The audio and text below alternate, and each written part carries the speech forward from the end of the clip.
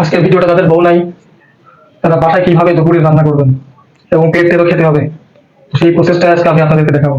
বউ না থাকলেও আপনি নিজেই খুব সুন্দর রান্না করে খেতে পারবেন। তার জন্য যা যা করা লাগবে সেই সব কিছু আজকে আমি আপনাদের দেখাবো। তো বেশি পক পক না করে চলুন শুরু করি আজকের ভিডিও।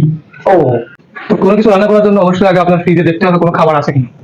দেখি আমার রান্না করার জন্য কি আছে। আমার ফ্রিজের ডিপের মধ্যে একটা মাংস ছিল, এক প্যাকেট। তো সেই এক প্যাকেট মাংস এখন আপাতত পানিতে ভিজাবো, তারপরে প্রসেসটা আবার দেখাচ্ছি। তো মাংসটিকে প্রথমে ভিজাতে হবে, কারণ এটা বড় হয়ে আছে এবং ভিজানোর জন্য আমি 1 কোয়ার্টিল পানি নিয়েছি এবং এই পানির মধ্যে এখন মাংসটাকে ছেড়ে দিলাম, যাতে কিছু সময় পর মধ্যেই এটা গলে যায় এবং ব্যবহার উপযোগী। যেহেতু মাংস রান্না করার জন্য পেঁয়াজ, রসুন, মরিচের দরকার নেই, তো সেগুলো আমি নিয়ে নিলাম। এবার এগুলোকে প্রক্রিয়াজাতকরণ করার পরেই রান্নার জন্য প্রস্তুত হবে। তো সেটা করা যাক।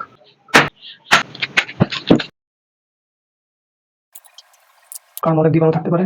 তো এবার এটা পাটায় পিসবো, তো চলুন পিসা যাক। প্রথমে আমি শিল পাটা সুন্দর করে পানিতে ধুয়ে দিলাম এবং কিছু মরিচ, পেঁয়াজ এবং রসুনের উপর দিয়েছি। এটাকে এখন বাটবো, যদি এক সময় কখনো রান্না করে চেষ্টা করছি। তো চলুন শুরু করা যাক আজকে বাড়াবাড়ি।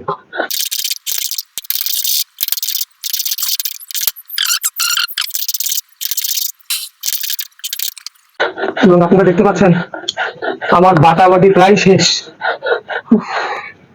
বিশুদ্ধ করে মাংসটাকে আমি সুন্দর করে 3 থেকে 4 বার ভালো করে পানি দিয়ে নেড়ে চেড়ে সুন্দর করে পরিষ্কার করে নিয়েছি। পরিষ্কার কড়াই চুলার উপরে নিয়ে অন করে দিলাম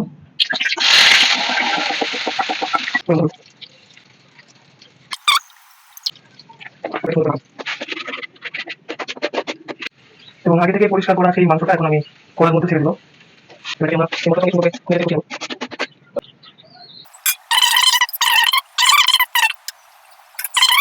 ভিডিওটা মেকিং করতে আমার যে পরিমাণ পরিশ্রম হচ্ছে আপনারা আমার চেহারা দেখে বুঝতে পারছেন, আমি পুরো ঘেমে গোসল করে ফেলছি। তো আপনাদের সবার কাছে আমার রিকোয়েস্ট থাকবে, যে যেখান থেকে দেখছেন, ফেসবুক হোক অথবা ইউটিউব হোক অথবা টিকটক হোক, যেখান থেকে দেখছেন প্লিজ ভিডিওটাকে শেয়ার করে দেবেন, লাইক কমেন্ট তো অবশ্যই করবেন এবং বন্ধুদের মাঝে শেয়ার করে দেবেন, যাতে আমার কষ্টটা সার্থক হয়। ফাইনালি আমার আজকের যে চিকেনের যে একটা রেসিপি ছিল, মানে ফার্স্ট টাইম আমি যে মুরগি মাংস রান্না করলাম সেটা কিন্তু হয়ে গেছে। ভাত রান্না করাও শেষ, এবার দেখা যাক খাওয়ার পালা। তো ফাইনালি আমি এবার টেস্ট করে দেখবো যে কেমন লাগে। অস্থির রান্না করছে ভাই, বিশ্বাস যদি খাওয়ার হবে আপনাদের অবশ্যই খাওয়াতে হবে, সেরকম টেস্ট। তো এভাবেই আপনারা ইচ্ছা করলে আপনারা রান্না করতে পারেন, যদি বাসায় আপনার ওয়াইফ না থাকে, যদি রান্না করে দেওয়ার মতো কেউ না থাকে, তাহলে অবশ্যই আমার এই পুরো জার্নিটা আপনি ফলো করতে পারেন। ধন্যবাদ।